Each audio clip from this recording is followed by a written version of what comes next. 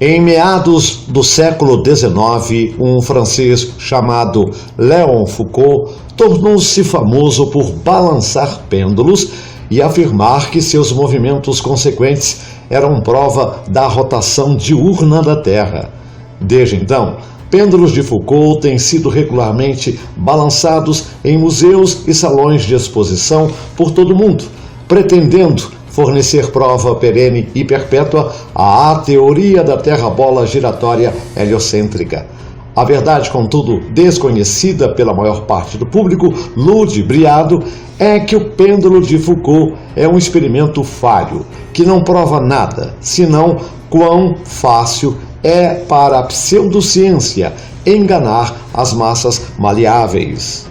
Lady Blount diz: esse pêndulo, cientistas modernos nos dizem, concede uma prova visível de que estamos vivendo num globo rodopiante, o qual, de acordo com um trabalho científico agora diante de mim, está rodando em seu pretenso eixo, a uma razão próxima de 1000 milhas por hora no Equador e, em adição a outros movimentos, está correndo num circuito perpétuo ao redor do Sol, o diâmetro do qual disse ser 813 mil milhas e seu peso 354.936 vezes maior do que o da Terra, a partir da qual disse estar a cerca de 93 milhões de milhas, a uma razão próxima de 1000 milhas por minuto.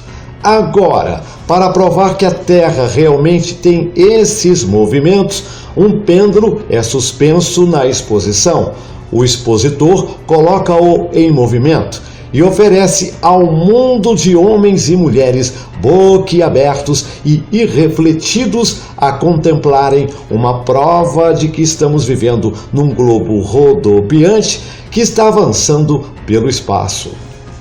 William Carpenter diz: astrônomos fizeram experimentos com pêndulos suspensos no interior de prédios altos e se exultaram com a ideia de serem capazes de provar a rotação da Terra em seu eixo pela direção variante tomada pelo pêndulo ao longo de uma mesa disposta abaixo, asseverando que a mesa se movia ao redor e abaixo do pêndulo, ao invés de o pêndulo deslocar-se e oscilar em direções diferentes acima da mesa. Mas desde que se descobriu que tão frequente quanto infrequentemente o pêndulo ia ao redor no sentido errado para a teoria da rotação, pesar tem tomado o lugar da exultação e temos uma prova do fracasso dos astrônomos em seus esforços de substanciarem sua teoria. Então, para início de conversa, pêndulos de Foucault não balançam uniformemente, em nenhuma direção particular. Às vezes, eles rodam em sentido horário e às vezes anti-horário.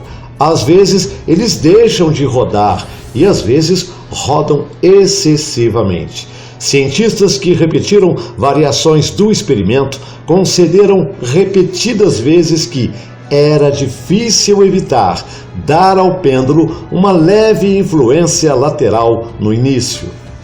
O comportamento do pêndulo na realidade depende de 1. A força inicial começando o seu balanço e 2. A bola e a juntura de soquete usadas que facilitam o movimento circular antes de qualquer outro. A suposta rotação da Terra é completamente inconsequente e irrelevante ao balanço do pêndulo. Se a alegada rotação constante da Terra afetasse pêndulos de algum modo, então não deveria haver nenhuma necessidade de colocar manualmente pêndulos em movimento. Se a rotação diurna da Terra causasse a rotação uniforme e diurna de 360 graus de pêndulos, então não deveria existir um pêndulo estacionário em lugar algum na Terra. Samuel Robotin diz: Primeiro, quando um pêndulo construído de acordo com o plano do Sr. Foucault é deixado vibrando, seu plano de vibração é a miúde variável, não sempre.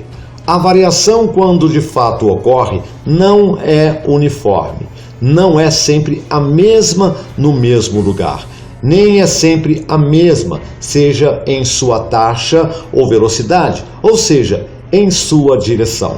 Não pode, portanto, ser tomada como evidência, pois aquilo que é inconstante não pode ser usado a favor de ou contra qualquer proposição dada.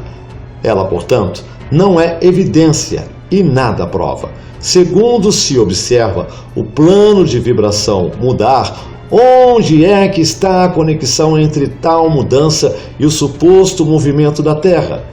Que princípio de raciocínio guia o experimentador à conclusão de que é a Terra que se move abaixo do pêndulo e não o pêndulo que se move acima da Terra? Que razão lógica ou necessidade força uma conclusão em preferência à outra? Terceiro, por que o arranjo peculiar do ponto de suspensão do pêndulo não foi especialmente considerado com relação à sua possível influência sobre o plano de oscilação? Será que não se soube ou se deixou passar ou ocorreu que no clímax do festejo teórico ignorou-se que a juntura da bola e soquete é o que facilita o movimento circular mais prontamente do que qualquer outro?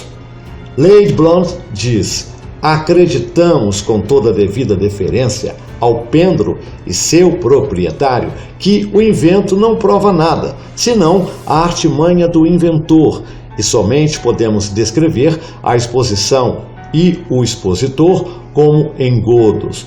Uma coisa tão pueril como essa prova do pêndulo só pode ser descrita como uma das mais simples e ridículas tentativas de tapear o público que jamais foram concebidas. Tem sido dito que o experimento do pêndulo prova a rotação da Terra, mas isso é totalmente impossível, pois um pêndulo gira para um lado e às vezes outro pêndulo gira na direção oposta. Agora perguntamos: a Terra gira em direções opostas em lugares diferentes ao mesmo tempo? Gostaríamos de saber. Possivelmente, os experimentadores farão a gentileza de nos esclarecer sobre esse ponto. Se a Terra tivesse os movimentos terríveis atribuídos a ela, haveria alguns efeitos sensíveis de tais movimentos, mas não sentimos o movimento, nem o vemos, nem o ouvimos. E como pessoas podem ficar assistindo ao pêndulo vibrar e pensar que estão vendo uma prova dos movimentos da Terra quase ultrapassa a compreensão. Elas são, contudo, levadas a acreditar nele, e se imagina que seja científico acreditar que os astrônomos ensinam.